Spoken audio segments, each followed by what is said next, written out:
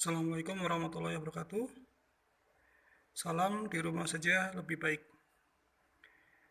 Lanjut untuk pertemuan IDK 2 yang ke-10. Ini terkait beberapa istilah medis di kefarmasian. Di sini nanti ada dijelaskan beberapa istilah-istilah penggunaan medis, terapi medis.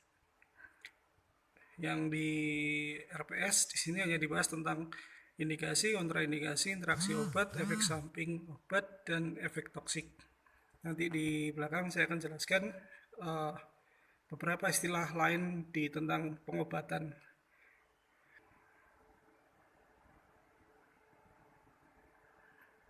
Oke, sebelum membahas tentang beberapa definisi tentang obat, di sini saya akan jelaskan bahwa di pemberian obat itu ada istilah 6 benar pemberian obat atau 6 tepat pemberian obat. Jadi yang harus diperhatikan ini jangan sampai salah, karena pemberian obat yang salah bisa menyebabkan yang sampai fatal, bisa menyebabkan kematian. Yang pertama harus diperhatikan adalah tepat pasien. Apa sih maksudnya tepat pasien? Mungkin dari Anda belum pernah ada di tempat medis, atau mungkin belum saatnya untuk berada di ruang pengobat, di ruang terapi di rumah sakit, atau nanti maupun di klinik ataupun di uh, puskesmas. Tapi nanti ketika kalian akan berada di sebuah rumah sakit, kalian akan menemui bahwa kenapa sih di tiap bed pasien itu diberikan identitas nama pasien, kemudian ada tahun tanggal lahirnya. Itu yang pertama adalah tujuannya untuk memastikan kalian memberikan obat tepat pada pasien yang benar. Jangan sampai ketika Anda diperintahkan itu sama perawat atau dokter, diminta untuk memberikan sebuah injeksi kepada seorang pasien, ternyata obat yang kalian berikan salah pada pasien yang berbeda. Kalau obatnya itu ternyata tidak memberikan efek yang terlalu signifikan, itu aman. Tapi ketika obat yang diberikan itu adalah obat-obat keras dan diberikan pada pasien yang salah, yang terjadi adalah pemberiannya bisa berakibat menjadi kontraindikasi yang menyebabkan fatal pada pasien. Jadi yang pertama harus diperhatikan dalam pemberian obat adalah tepat pasien. Lihat biasanya di sediaan obat yang diberikan sudah tertulis namanya untuk pasien siapa, dan sebelum pemberian, semisal pasiennya itu dalam kondisi sadar, masih bisa ditanya, maka bisa ditanyakan bahwa benarkah si pasien A ini atas nama ini, baru nanti diberikan obat. Kemudian yang kedua adalah tepat obat. Nah, di klinik itu nanti akan kalian temukan, atau di rumah sakit akan temukan istilah obat-obatan yang namanya LASA, look like, sound like. Jadi sekilas obatnya itu sama persis, wadahnya sama persis, warnanya, labelnya sama persis. Ketika kalian mau mengambil, ternyata yang kalian ambil karena terburu-buru, obatnya itu salah, dan itu akhirnya menyebabkan obat yang kalian injeksikan ke pasien yang tadinya untuk menyembuhkan malah menyebabkan kematian. Dan ini kasusnya sering terjadi di rumah sakit ya. Jadi salah pemberian obat, kemudian salah pemberian pasien, makanya perlu diperhatikan. Tadi yang pertama tepat pasien, tepat obat, tepat dosis. Nah, masuk yang bagian ketiga. Ketika kita akan memberikan obat kepada pasien, yang harus diperhatikan ketiga adalah dosisnya. Benar nggak sih dosis yang kita berikan itu sesuai dengan anjuran atau indikasi terapi yang akan diberikan. Tepat yang keempat adalah rute pemberian. Salah rute pemberian juga bisa berakibat obat itu menjadi tidak aktif atau tidak poten, ataupun sebaliknya menjadi sangat poten yang bisa berakibat menyebabkan dosis di dalam darah itu naik tinggi dan menyebabkan keracunan ataupun kematian. Rute pemberian obat nanti akan saya berikan di pertemuan yang berikutnya. Jadi ketika ada pemberian yang harusnya diberikan secara intramuskular atau melalui otot, kalau yang mungkin lebih dikenal bisa melalui pantat, injeksi di area pantat itu ketika diberikan secara intravena atau masuk ke dalam vena, maka obatnya di dalam darah yang harusnya tadi intramuskular masuk ke intravena, akhirnya menyebabkan dosis obat di dalam darah sangat tinggi dan menyebabkan risiko kematian. Itu untuk tepat rute. Jadi perhatikan harus tepat rute. Kemudian tepat waktunya. Jadi penggunaan dosis berganda, istilahnya dosis berganda ya. Jadi ada obat-obat yang dosis tunggal, jadi pemberiannya hanya sekali. Nanti ada juga obat-obat yang pemberiannya dosis ganda. Artinya apa? Jadi pemberian obatnya itu bisa sehari lebih dari 1 kali. Mungkin kalian akan nemuin ada yang diinjeksi sehari 3 kali, ada yang sehari hanya 2 kali saja, ada yang sehari bisa sampai 4 kali. Dan perhatikan yang dimaksud adalah sehari 3 kali itu adalah jedanya ya, jeda pemberian obat antara pemberian obat pertama, obat kedua, sama obat ketiga. Ketika kalian pemberian obat pertama keduanya ternyata jedanya berbeda, bisa sangat jauh atau sangat pendek. Ketika sangat pendek bisa berakibat dosis di dalam darah itu tinggi. Tapi kalau pemberiannya terlalu jauh, jaraknya, intervalnya terlalu jauh, maka menyebabkan dosisnya itu yang tadinya obat pertama tadi sudah mulai habis, efeknya berkurang, kalian berikan obat yang berikutnya, akhirnya obat yang berikutnya ini efeknya berkurang lebih rendah daripada obat yang diberikan yang pertama. Nanti saya sebenarnya kalau ada grafik absorpsi farmakokinetiknya itu nanti akan lebih enak. Di sini saya nggak bawa papan nanti. Yang berikutnya tepat dokumentasi. Ini wajib untuk setiap perawat ataupun bidan. Wajib untuk setelah pemberian injeksi wajib untuk melakukan pemberian didokumentasikan bahwa telah diberikan injeksi ini sebanyak ini. Karena apa? Di rumah sakit perawatnya bisa lebih dari satu, tenaga medis juga bisa lebih dari satu. Ketika kalian lupa memberikan pelaporan di rekam medisnya, bisa berakibat nanti perawat yang lain atau ketika ganti shift dikira belum memberikan injeksi dan akhirnya diberikan obat lagi. Yang terjadi adalah pemberian double dari dosis yang masuk sebelumnya. Akibatnya pasiennya dosisnya tinggi dan menjadi toksik dan bisa menyebabkan kematian juga. Ini kasusnya dulu pernah ada di rumah sakit. Jadi waspada 6 ini ya, tepat 6 pemberian ini ketika kalian nanti praktek wajib diperhatikan. Yang pertama tepat pasien, tepat obat, tepat dosis, tepat rute, tepat waktu pemberian, sama tepat dokumentasi. Ini meski mengabarkan yang tadi yang bedanya dosis tunggal sama dosis ganda. Di sini punya tabel seperti biasa, tabel farmakokinetik. Di sini konsentrasi, di sini waktunya, time atau pemberian, dan waktu pertama ini adalah waktu ketika kita minum obat atau pemberian obat yang dimasukkan ke dalam tubuh. Jadi pertama kali kita menggunakan obat ini pada waktu time ke 0, biasanya realnya sebenarnya nanti obatnya tidak langsung masuk di dalam darah. Ini konsentrasi di dalam darah ya. Ini konsentrasi di dalam darah, jadi obat itu ada lag time-nya, ada waktu jedanya untuk bisa naik. Nah, di waktu jeda ini adalah waktu lag time, atau biasanya ini untuk jeda waktu pencernaan obat. Jadi obat di dalam sistem pencernaan dia mengalami pecah dulu obat, terus baru diabsorpsi. Ini ada fase pertama adalah fase absorpsi. Biasanya kita punya istilahnya konstanta absorpsi Ka. Kemudian nanti ada konstanta eliminasi Ke. Nah, ketika obat dosis tunggal diberikan, maka dia akan naik sampai dengan puncaknya, kemudian obat itu lama-lama akan di metabolisme dan diekskresikan keluar dari tubuh sehingga obatnya berkurang. Ini tadi tentang kadar obat di dalam tubuh dosis yang tunggal. Nah, ketika dosis ganda apabila diberikan sehari lebih dari 1 kali, maka ketika obat ini akan habis, maka muncul yang namanya penggunaan obat ini pagi ya. Anggap aja ini pagi, kemudian siang ini minum. Nah, siang ini minum, maka kadar obatnya ini yang kita minum ini akan naik sini. Nah, obat yang harusnya tadi turun, kadarnya turun, ini nggak jadi turun, tapi kembali naik lagi. Jadi setelah fase ini dia naik lagi kadar obatnya.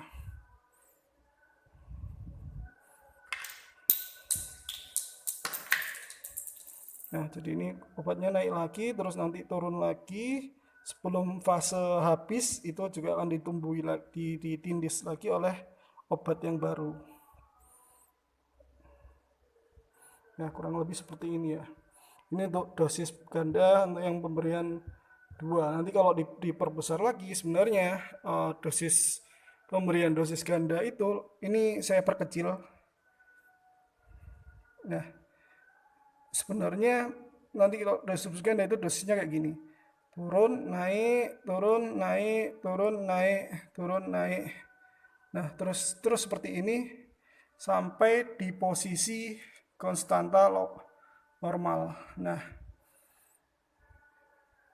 ini kalau hitungannya lebih dari 1 hari ya. Ini jadi pertama dosis puncaknya segini, puncak kedua dosis dosis kedua adalah segini, dosis ketiga segini. Jadi ada peningkatan dari dosis pertama, dosis kedua, dosis ketiga sampai dosis keempat, kelima, keenam ini sudah mulai landai, sudah mulai tidak ada peningkatan level karena ini sudah seimbang antara konstanta absorpsi sama konstanta eliminasinya.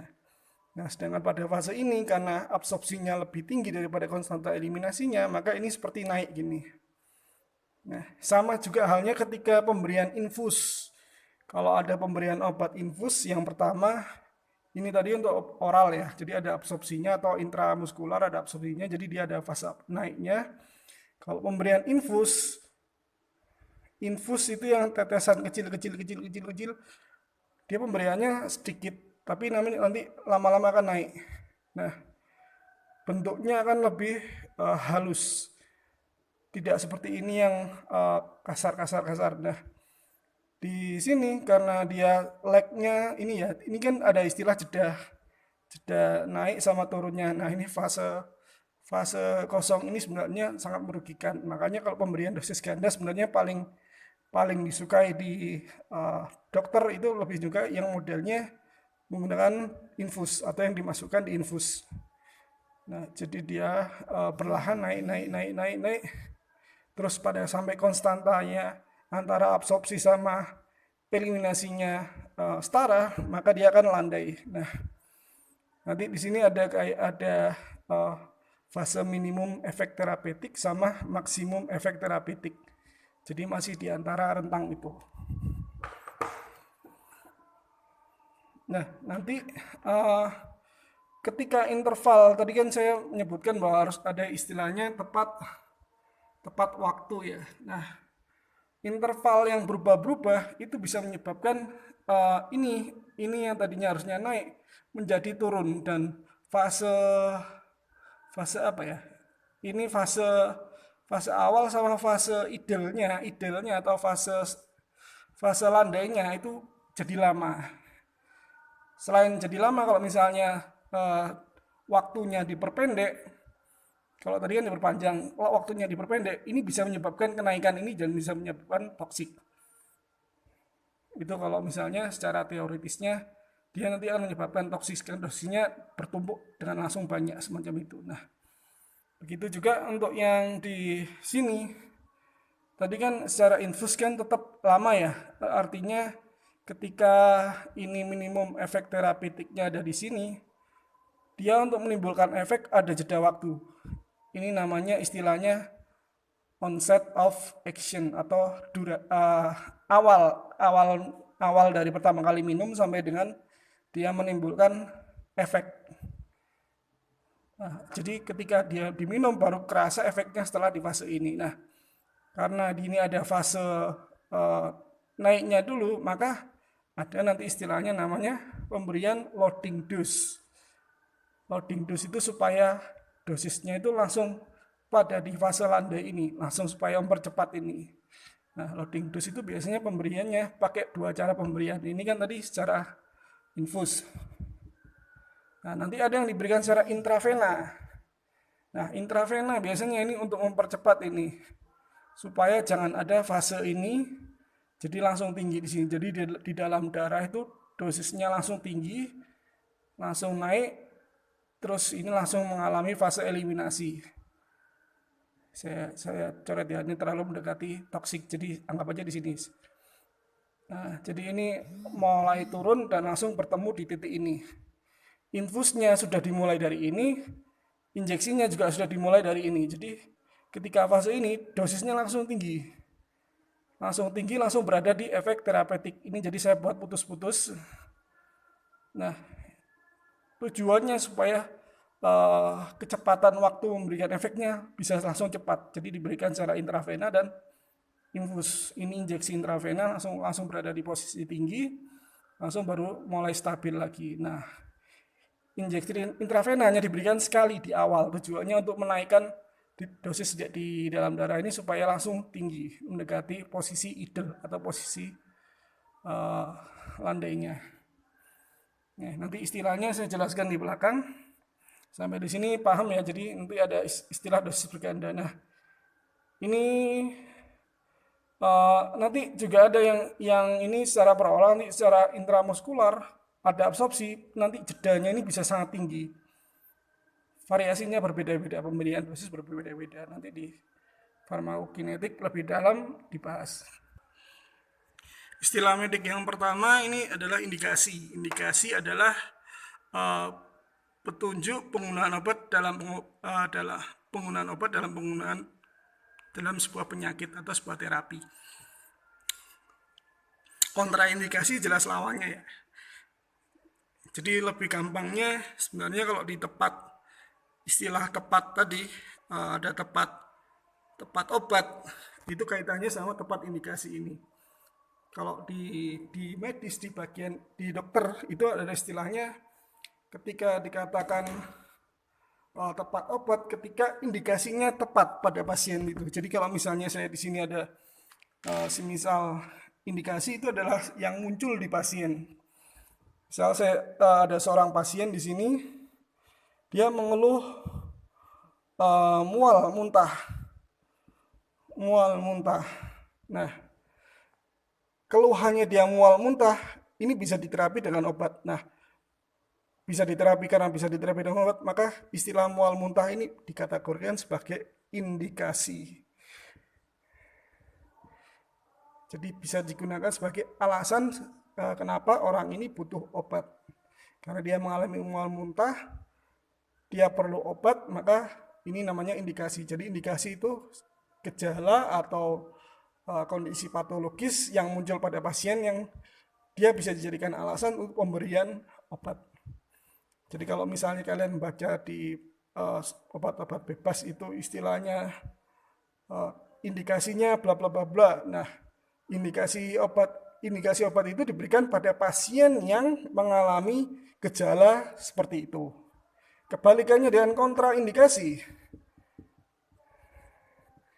Kontraindikasi berarti gejala yang muncul pada pasien ini, misal pasien ini ternyata punya riwayat alergi obat tertentu. Nah, alergi obat tertentu ini menjadi alasan dia menjadi kontraindikasi obat tersebut, obat yang akan diberikan. Seandainya dia tidak punya ini, hanya punya ini, maka disebut sebagai indikasi. Nah, lanjut ya. Jadi ini tadi indikasi adalah yang muncul di pasien. Misal tadi perimperan ya. Jadi ada pasien mual muntah, terus diberikan perimperan karena dia ada alasan mual muntah, ada indikasi mual muntah, maka dia tepat indikasi atau tepat pemberian jenis obat yang diberikan. Nah, ketika muncul di pasien itu ada pasien yang mengalami gangguan fungsi hati, maka dia tidak diperbolehkan untuk menggunakan paracetamol atau PCT. Nah, kontraindikasi itu adalah gejala yang muncul yang menyebabkan si pasien tersebut tidak boleh mengonsumsi obat tersebut. Nah, contohnya di amoxicillin juga. Jadi ternyata pasiennya yang akan diberikan amoxicillin, dia punya alergi terhadap penisilin. Nah, amoxicillin ini masih dalam satu golongan penisilin, maka obat yang tadi tepat indikasi menjadi kontraindikasi. Jadi dia bahaya jika diberikan pada pasien tersebut. Kontraindikasi muncul ini ketika di pasien tadi ada timbul kondisi patofisiologis tertentu itu tadi. Sampai di sini paham ya? tanya jawab bisa melalui WA. Nah, ini untuk berbagai macam efek obat. Jadi ada efek sistemik, efek lokal. Dibagi menjadi dua. Efek terapi itu tadi efek indikasi itu tadi. Jadi efek yang kita inginkan. Nah, masuk yang kita bahas yang dua dulu di atas. Efek sistemik itu yang pertama, efek sistemik itu adalah efek yang ketika kita berikan obat yang masuk ke peredaran darah, kan otomatis obat itu masuk di dalam peredaran darah dan beredar di seluruh tubuh kita. Nah, padahal targetnya sebenarnya misal untuk obat penghilang rasa nyeri, maka yang dihilangkan adalah pada jaringan tertentu yang tujuannya untuk menghambat rasa nyeri. Nah, tapi karena dia masuk di seluruh tubuh, maka efeknya yang timbul nggak cuman dari efek yang kita inginkan yang tadi target sel target organnya, tapi bisa mengenai seluruh organ di sistem lain. Nah, efek sistemik ini biasanya juga akan mengakibatkan bisa menyebabkan timbulnya efek samping. Nah, kalau tadi efek lokal itu hanya di bagian area tertentu yang sakit saja. Contohnya penggunaan salep. Jadi kalau kalian ada keseleo, pegel-pegel, terus dikasih salep pada area yang nyeri, maka obat itu hanya akan dosisnya paling tinggi ada di area tersebut, tidak ada di dalam darah. Di dalam darah pasti jumlahnya akan kecil. Akibatnya apa kalau obat yang beredar di dalam darah itu kecil, maka organ-organ lain tidak akan terpapar dengan obat tersebut. Beda dengan obat sistemik ya. Jadi kalau pemberiannya sistemik, otomatis organ-organ lain yang sebenarnya tidak butuh obat itu juga akan berdampak. Nah, itu yang namanya ya tadi disebut sebagai efek sistemik. Jadi efeknya itu menyebar ke seluruh tubuh. Kalau efeknya lokal berarti hanya di area tertentu saja. Ini kaitannya tadi sama penyebaran distribusi obat.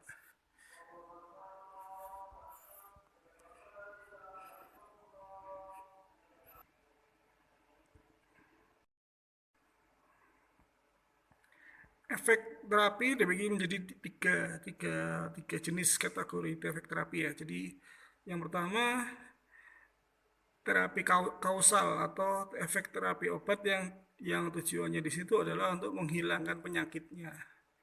Misal antibiotik tujuannya untuk mengeliminasi bakteri, maka itu yang dicari adalah efek terapi kausalnya. Sedangkan kalau terapi simptomatik ini adalah efek untuk menghilangkan gejala atau meringankan gejala. Contohnya adalah flu yang lagi ramai sekarang, influenza. Selain COVID-19 juga termasuk ya. Jadi semua obat-obat flu yang kalian kenal di warung-warung, di toko-toko Indomaret, itu hanya tujuannya adalah untuk mengurangi gejala dari flu-nya tersebut. Misal mengurangi bersin-bersin, mengurangi demam, mengurangi hidung tersumbat. Nah, tujuannya apa digunakan obat yang terapi simptomatik ini adalah supaya si pasien mudah untuk beristirahat dan akhirnya antibodi terbentuk, tujuannya untuk supaya penyakitnya jadi sembuh. Ataupun juga misal pada penyakit kanker ya, kalau kanker sudah masih masuk di stadium 4, maka nyerinya itu akan sangat terasa. Maka terapi yang diberikan sudah tidak lagi tujuannya untuk menyembuhkan penyakitnya, tapi tujuannya adalah untuk menghilangkan rasa sakitnya saja. Jadi si pasien tersebut diberikan obat tujuannya untuk memberikan rasa nyaman, tapi nanti penyakitnya akan tetap ada. Kemudian ada namanya terapi substitusi. Terapi substitusi itu adalah efek obat yang menggantikan zat yang umumnya sudah ada pada pasien. Cuman di sini pada pasien yang kondisi sakit atau kondisi patologis, dia tidak mampu untuk memproduksi, contohnya misalnya insulin. Pada pasien diabetes, dia mengalami kekurangan insulin, maka diberikan insulin dari luar. Nah, terapi substitusi ini tujuannya adalah mengganti senyawa yang ada di dalam tubuh dengan senyawa lain yang ada di obat. Jadi menggunakan obat insulinnya disintesis dari macam-macam ya. Bisa juga contohnya pil KB. Pil KB itu isinya adalah sintetis hormon estrogen progesteron Ya tujuannya supaya memberikan efek hormon, efeknya sama, tapi dia diberikan dari luar tujuannya supaya mencegah feedback, ada istilahnya feedback positif, feedback negatif dari hipotalamus yang nanti kaitannya sama sintesis follicle stimulating hormone, atau yang nanti tujuannya untuk supaya si si ibu ini menjadi fertil atau menjadi tidak bisa dibuahi atau mandul.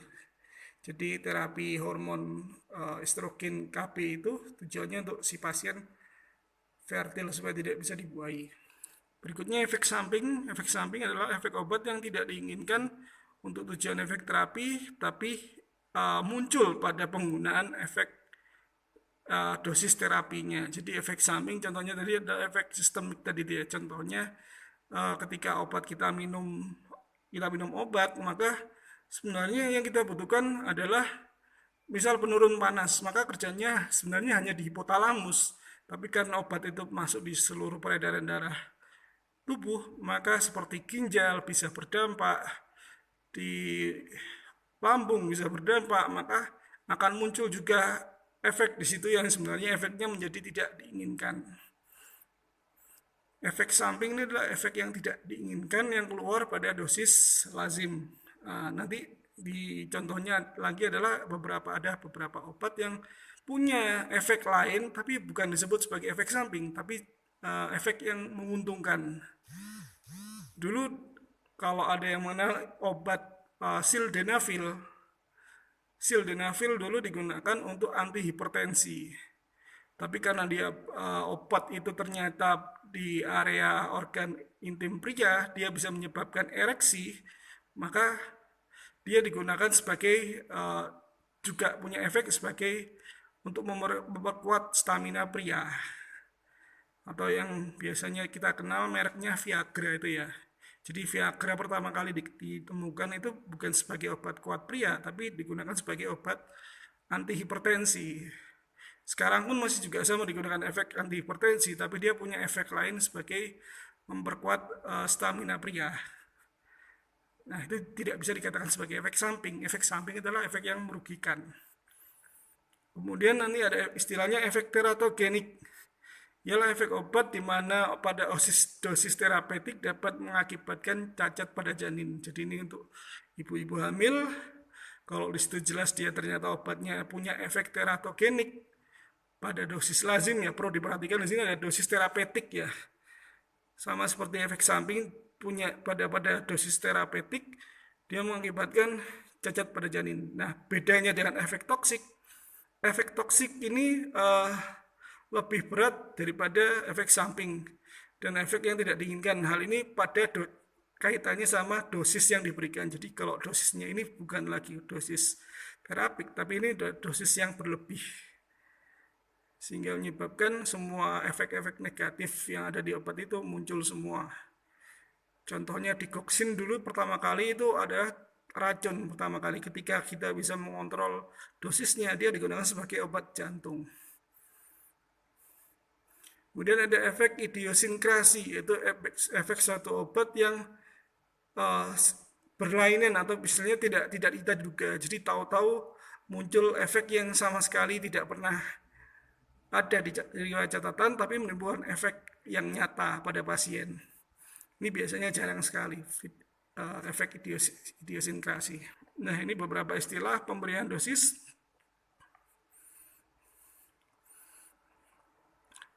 Dosis itu tidak hanya mengenai tentang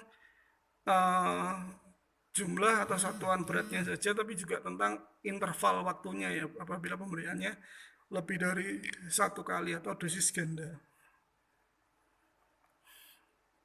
Nah, dosis terapi ini adalah dosis yang tadi istilahnya kalau kalian baca di buku-buku medis istilahnya adalah dosis lazim. Dosis lazim atau dosis terapeutik sama semua sebenarnya intinya. Nah, dosis minimal ini adalah ketika dosis terkecil yang bisa diberikan pasien yang bisa memberikan efek terapi. Ada namanya dosis minimal, ada dosis maksimal. Ini tujuannya untuk menyesuaikan pada pasien-pasien khusus yang mengalami mungkin ada gangguan fungsi ginjal, gangguan fungsi liver, maka diberikan dosis-dosis minimal supaya jangan sampai memberikan terjadi efek toksik. karena ekskresinya terganggu, K eliminasinya berkurang, maka ada resiko penimbunan obat di dalam tubuh. Nah, makanya diberikan dosis minimal. Dosis maksimal, misal ini jelas kalau dosis maksimal ketika dosis pemberian yang pertama diberikan tidak adekuat, maka dokter bisa menambahkan dosis hingga dosis maksimal yang di situ belum muncul efek toksik. Misal kalau kalian lihat di beberapa sediaan paracetamol, ada yang cuma 350 mg, ada yang 400 mg, ada yang sampai 600 sampai 700 mg. Nah, 700 mg itu kisaran berapa ya? Kalau salah 1000 mg itu juga masih masuk dosis maksimalnya. Ada dosis toksik, ini ada dosis terkecil yang dapat menimbulkan efek toksik. Dosis letal, dosis terkecil yang dapat menimbulkan kematian. Nah, tentang dosis toksik dan letal tidak dapat digunakan, tetapi biasanya bisa terjadi pada satu penderita yang salah minum obat, dokter salah menulis resep obat, apotek yang mungkin dalam pengambilan dosisnya salah, eutanasia atau bunuh diri yang disengaja. Ini yang bawah adalah pembunuhan. Nah, ini tadi juga sudah saya jelaskan, ada istilahnya loading dose. Loading dose itu dosis awal yang tujuannya untuk mempercepat pada kadar efektifnya, penyampaian kadar efektif tadi yang tadi saya sampaikan di tengah tadi. Jadi pemberian dosis muatan diberikan sekali secara intravenal langsung di dalam darah. Tujuannya supaya kadarnya langsung naik dan mendekati kadar idealnya. Kemudian dosis berganda atau dosis multiple dose, jadi pemberian obat yang lebih dari satu kali. Single dose, jadi nanti ada beberapa obat yang hanya digunakan sehari hanya sekali, terus setelahnya itu tidak ada pemberian lagi. Ini kemudian ada dosis awal atau initial dose, atau dosis yang diberikan pada awal suatu terapi sampai terjadi kadar kerja yang diinginkan secara terapi. Jadi initial dose ini beda dengan tadi ya, kalau initial dose itu naiknya lambat dari awal ke atas. Kalau loading dose itu langsung tinggi, dari dosis tinggi sampai ke dosis letal. Maintenance dose ini yang tadi adalah dosis yang setelah dosis pertama. Jadi ini dosis kedua, ketiga, keempat, yang tujuannya menjaga kadar obat itu tidak turun, tapi dalam kondisi letal atau kondisi linier tadi, yang masih horizontal tadi. Nah, jadi perlu diperhatikan tadi nggak cuma dosis, tapi juga waktu atau jeda pemberian obat. Jadi pemberian, kalau misalnya kalian temukan di indikasi pemberian obat dari dokter sehari 3 kali, sehari 2 kali, itu bukan maksudnya pagi diminum, siang, misal sehari 2 kali, pagi diminum, siang diminum, itu bukan seperti itu. Tapi ketika sehari 2 kali, maka hitungannya adalah 24 jam dibagi 2. Jadi hitungannya adalah intervalnya atau rentang pemberian dosis pertama sama dosis berikutnya itu harus tepat. Kemudian cara pemberian dosisnya juga harus diperhatikan. Cara pemberiannya nanti ada berbagai macam rute, saya jelaskan di pertemuan berikutnya.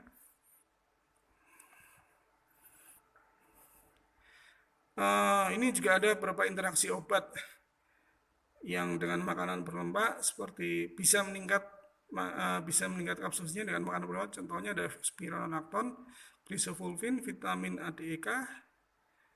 Obat memerlukan interval waktu tertentu sehingga terjadi interaksi dapat dihindari berikan dengan bisa juga beberapa obat mungkin bisa berinteraksi, jadi pada saat menggunakan diberi interval waktu karena mungkin ada interaksi seperti ini ya. Kalau ini interaksi yang menguntungkan, tapi ada beberapa interaksi yang merugikan.